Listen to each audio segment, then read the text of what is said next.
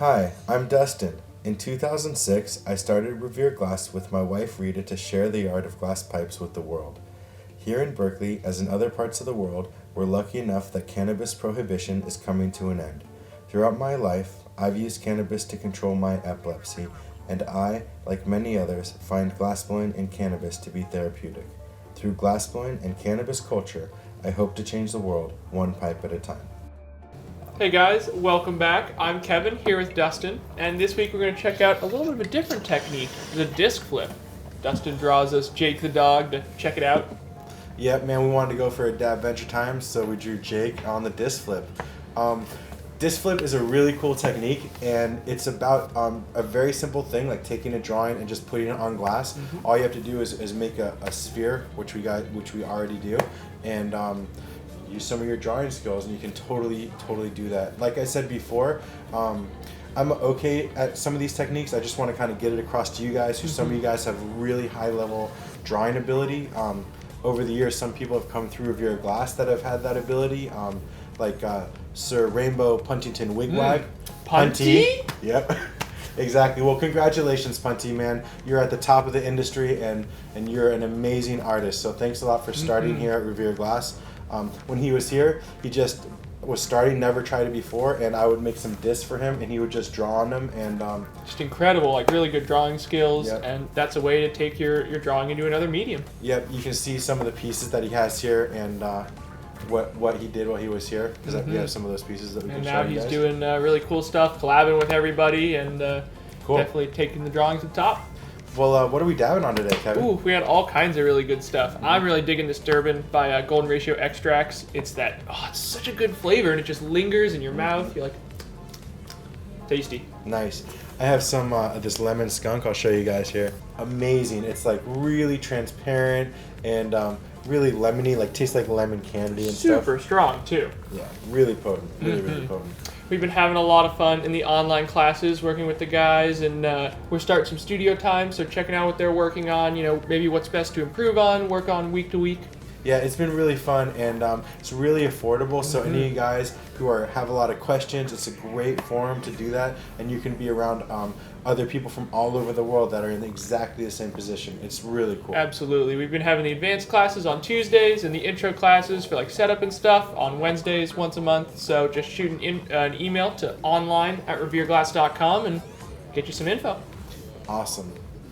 So speaking of online, we are rebuilding Fear No Dab. A lot of you guys have noticed that we just put up a new Revere Glass site, so now we're working on Fear No Dab, and just be patient. We know you guys need the work. Just please email us, Facebook, Instagram, however you guys want to, or usually contact us is fine, and we'll get you taken care of with your pieces. Absolutely. And I want to make sure you guys know the best spot to leave any questions and stuff is right below that subscribe button down there.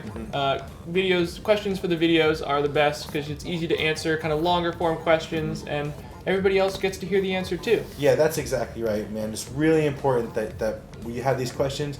I guarantee you other people have the same questions, and they've already emailed us also. So we want to answer those questions for everyone. Totally. Yeah. Cool. Awesome. Well, check out the disc flip. Totally. So we're going to take some dabs. We're going to watch this disc flip with you guys, and thanks a lot for watching. Sounds good.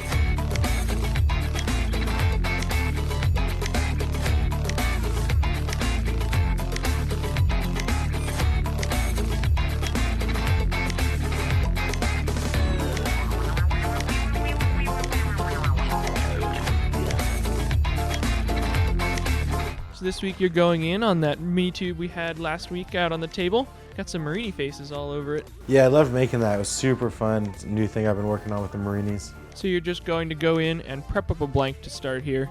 Some 12mm blow tube for your handle and a piece of 26mm for the blank. Yeah, and so now I'm just going to prep up a couple of blanks, and so the best way to do this is to close one end up, make a round bottom, and that'll give a nice point to connect my blow tube, and then I'll connect a blow tube, do again on the other side. And we have tons of videos about blanks. If this is your first video, just go check out one of the early videos and we go over blank making. And then just flame cut those apart, a little puff into each, and you have 2 blanks ready for action. So now I'm just going to put one of those blanks in the kiln and use one of them for the disc. So you're going to go in and you need to shape this blank back into a more kind of squat pyramid bubble with a flat face to draw on.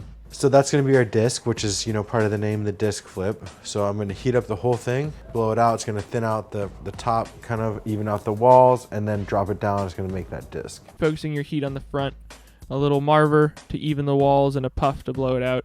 Then back into your flame, gradually blowing out this bubble. Heating it up, blowing a little bit, and that's going to even out that wall, making sure it's all the right size, thickness. Going in with a bit of an angle on your marver pad to help get it into that cone shape. Going back into your Mirage flame with a nice neutral flame to get that heat in there. Come out of the flame, wait a second, and then blow it out. So I'm just blowing it out, making a nice, pretty thin wall, and not super, super thin, so it's gonna melt when I touch it with glass, but thin enough that it's not gonna crack when it's cooling down because it's too thick.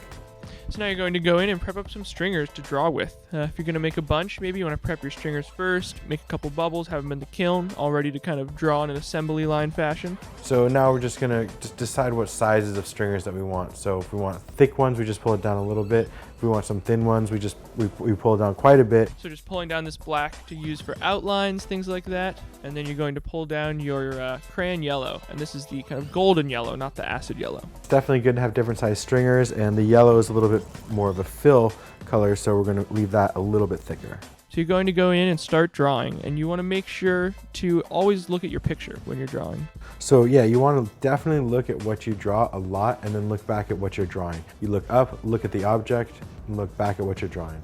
Kind of comparing, seeing how it's coming along. You kind of started from a central point.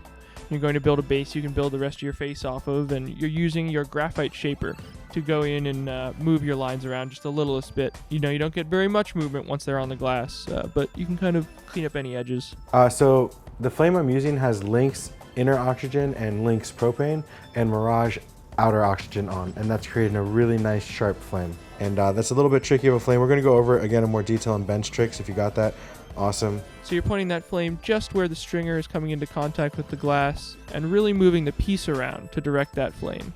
You can see that the flame doesn't move, and therefore the glass that's melting can't move, and that I always move the piece around. You want to make sure to heat it up and keep it kind of warm so it doesn't crack.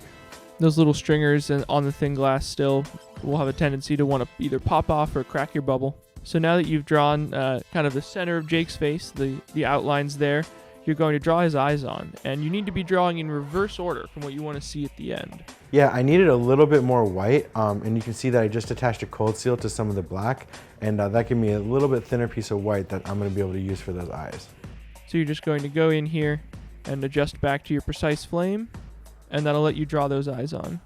Just thinking about the positioning before you start. So you're just going to look at that and then draw those white parts, draw a couple of circles.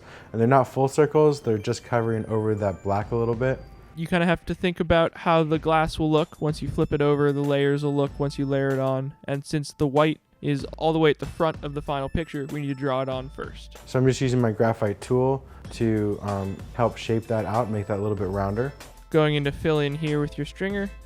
Just moving the piece around to swipe that white around, melting it into the previous line. So it's really starting to come together. You can start to see his face and the really floppy lips coming out.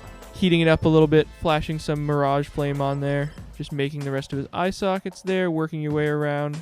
Yeah, it's important that this circle, there's a bigger space on the outer part than the inner part, and that's kind of created so he's like looking and maybe has been seeing some crazy things. So we're just filling it in with some more black. This is the jet black from North Star. It's a really nice stable color.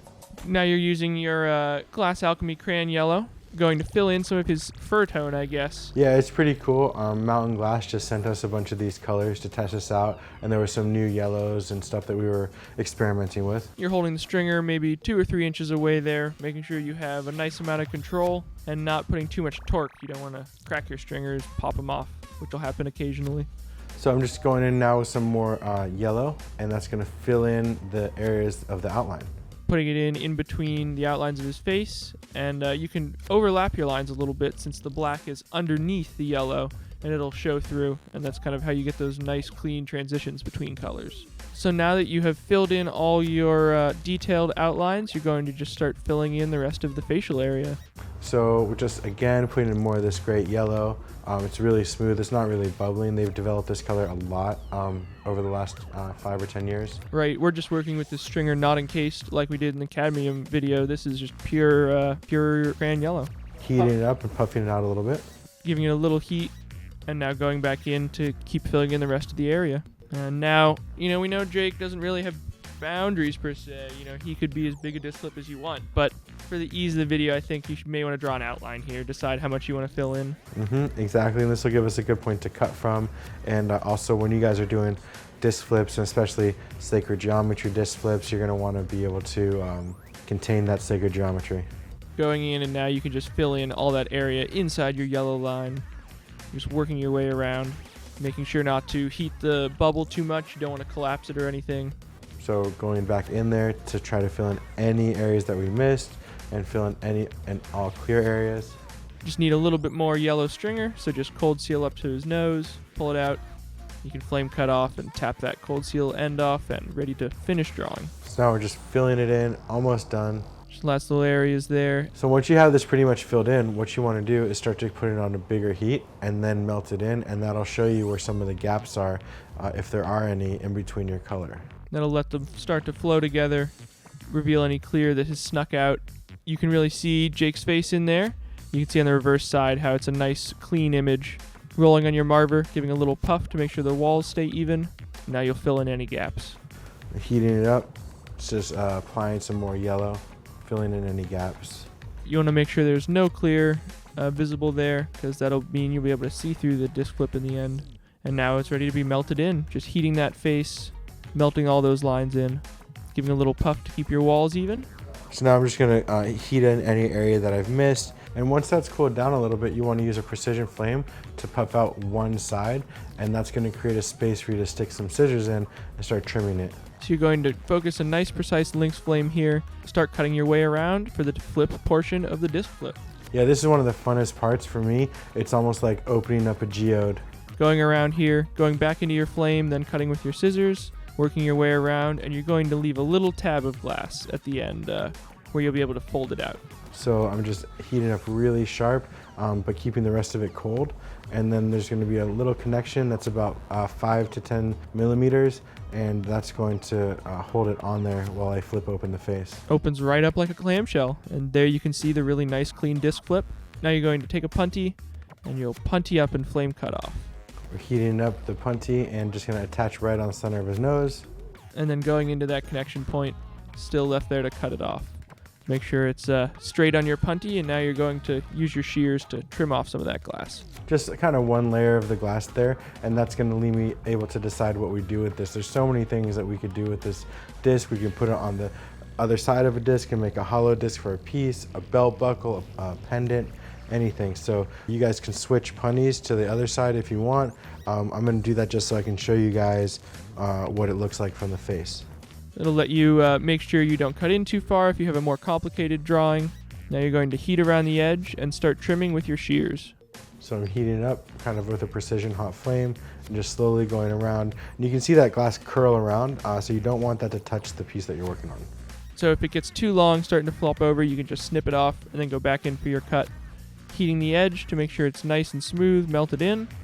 And now you're going to change axes and attach opposite where you're going to attach the bail. Yeah, you can definitely change the axis. It's cool. It definitely makes it easier, but it's not 100% necessary if you didn't want to. This is also going to allow you to flatten it out, just making sure there's no clear left from that punty. Then you're going to use a mirage flame, get it all hot, flatten it with your paddle on your marver. Now I'm kind of measure that bail that I put on, make sure it's the right size, pop that in the kiln. And you're going to grab your bail with some forceps and just take a little 3mm punty and attach up. That'll just make it so it's a nice even detachment point with a 3mm. Making sure the edges of that bail are nice and smooth after you snapped it off your tube. And it looks like you want a little bridge in between your bail and your piece. Yeah, so I definitely want a space in between the two, and so I'm going to put some clear on there and just keep that clear on Jake a little hotter and my bail a little colder, and that way I won't deform the bail. Hot seal those together, you're going to make sure it's nice and straight, and then you'll grab your mini torch to melt that in. I heat it up and just kind of clean up my seal, make sure it's all flowing together. And I use my mini torch head a little bit just to shape that. Make sure it's nice and straight on center. Flashing heat in the disc, make sure it doesn't get too cool. The kind of flat disc loses heat really fast. I think it's better to remove the punny with heat on these particular objects. So I just heat it up and I'm going to pull it off. Make sure it doesn't crack. You know, you've gotten this far. Then you just go in, make sure there's no clear left on the bottom there. And it's Jake the dog. Yep, and this Jake the dog is for one of you guys to sport. Just comment on the video. Please ask us questions on the video. Yeah. That's what we love want. Questions. You can see the real clean lines on that side and the layered lines you've drawn on the other side. Real cool technique. And of course, this is something you can take really far. Practice your drawing. Yeah, it's really, just like Kevin said, important to practice your drawing. If you want to be good at this, practice on paper. Just practice drawing anything, and any real object is really going to help. Hey guys, welcome back. I hope that you got something out of this disc flip technique. It's a super cool technique, and especially you guys that have some drawing skill, make some disc flips and definitely send a couple my way and we'll totally do a collab. Hell yeah, that'll be sweet. Can't wait to see what you guys draw. Awesome, man. I have some questions for you, Dustin. Sure. First up, Mags Creations would like to know, why do you use a lot of hot seals, it seems, when you're working, rather than cold seals? Well, hot seals and cold seals, it's just so the way I look at it, it's like a gradient. You know, like it goes from light to dark, and there's all those different shades in between. So if a true cold seal would never attach, you know, right. And a hot seal is just fluid, one piece in and of itself. So, you know, you have those variations for how stable you want your piece and how much of a mark you want left. Cool. Yeah. Next up, K-Train 420 24/7 would like to know, has anybody taken a heat gun, one of those laser ones, and figured out the best temp for dabs right at like the nail head? Well, we have. We tried anyway. Yeah. So those heat guns have a 1 inch around. Like where it reads. Yeah, kind of. we did some research, and so it's like this size, and so you put that over here, and it's gonna take the coil, the outside, the inside, and so there's not really. I mean, we don't have access to it. You might be able to. I'm sure there's probably a fancy kind of pyrometer or something we could stick in there, right. But we figure it's like 100 degrees below the coil temp, something like that. Something like that. Quartz falls off temperature-wise pretty quick, so. That's what we estimate, but yeah. If somebody knows how to measure it, let us know. Cool. And next up, I actually have a question for myself here. Cool. Zach Pacman would like to know, do we edit our own videos, and how do we decide what we're doing? Sure. Yeah, I edit all the videos right back there at the editing station. Yeah. And we kind of plan out what we're doing sometimes. Totally. Yeah, for those of you guys that don't know, you got to give Kevin a huge shout out. He has definitely, you know, edited all the videos, and he works so hard. It's just me and Kevin. That's it. Yep. And no other production team at all. We have like a spreadsheet sometimes with some projects we may want to do in the future, some ideas from us, ideas from you guys. Yeah, sometimes it's planned, like the airplane, you know, clearly. Special events, stuff like that. But a lot of times we just kind of decide what. I mean, what this we wanna week's do. pretty spur of the moment. Yeah. This Just Jake like- the dog. We're like, what are we gonna do? Let's do Jake the dog. There we go. Cool. So you want to do all these giveaways? I mean, we have so much stuff on the table. We got to clear off your desk. I need some space back here, so let's do it. First up, Lawrence No, Wigwag Marini, and I want to say to you guys that are doing collabs, make sure you send your collab back, man. If we send something out, we want to see what you guys are making, and so does everybody else, I bet. So Totally. make sure make something for yourself, make something for us, and Thanks, can't wait guys. to see it. We can't wait to see what you guys make. It's going to be awesome. Hell yeah. All right, so I think I'm going to give away this inline pendant to Frank W. Nice. This inside-out spoon to Profane Prayers. Jessica Cool. This is one of the old school wigwag spoons. That's for you. Way Thank back. This flat cane is headed off to Stanley Clifton. Cannot wait to see what you do with it. Yeah, I want a carb cap with it. This Lego dome is for Andy Walker. Thank you for watching. Jonathan Pate, you get the classic tree perk pendant. Sport some of that old school action right there. Noel Glass, man. That's from Jack Steele, his cervical pendant. Jack's an awesome glass blower. You guys should check him out. Next up, Stanley Green Thumb. You're getting this inside out spoon. All right, Drowned Tones, the fire and calmo spoon. I hope you smoke some fire out of it for sure. Justin Davis, you're getting this Fritz spoon. The blues and greens are super nice. Hope you dig it. All right, Summer Nichols. That's the awesome pendant from Mark from the HVO company. Thank you, Mark. We love our high volume oxygen system. This Shatter Dabber is headed out to Dirtle Scat, man. Hope you dig it, man. This was the first thing we ever made. Oh, and nobody man. ever claimed it, I think. So, off All right. it goes. Well, I have the creme de la creme, the holy grail. This is the 15-year-old reworked pendant that I did for my friend's Peace Repair. Anyway, Peter Thompson, thank you for watching. That's for you. Where we hope you enjoy it. And Charles Sue, you're getting these in calmo sections. Make something sweet. All right, We I had can't see what you guys make with that. Yeah, absolutely. Well, that was the whole backlog, and one left, just the airplane from last week's video. Yeah, we got it definitely. This is just the normal giveaway now, guys. So just Back on track. yeah. And that is headed out to Brad McBride. I hope you enjoy, Brad. And maybe we should send that color suggestion along. Who knows? Yeah, that's a good idea. North Star would be interesting. All right.